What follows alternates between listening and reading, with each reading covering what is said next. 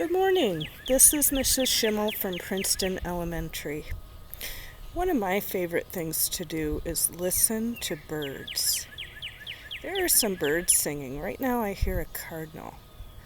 So I thought you would like to spend a quiet moment listening to the birds, and you can either close your eyes or you can maybe focus on the tree that's behind me. Because it's a little bit windy today, you might see the tree swaying a little bit in the breeze. And just listen to the birds as you breathe mindfully.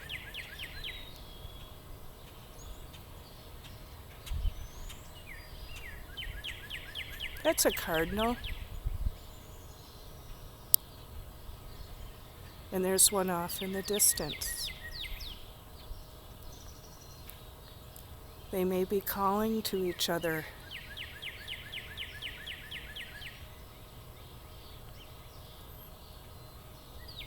You might be watching the clouds as they push past the tree.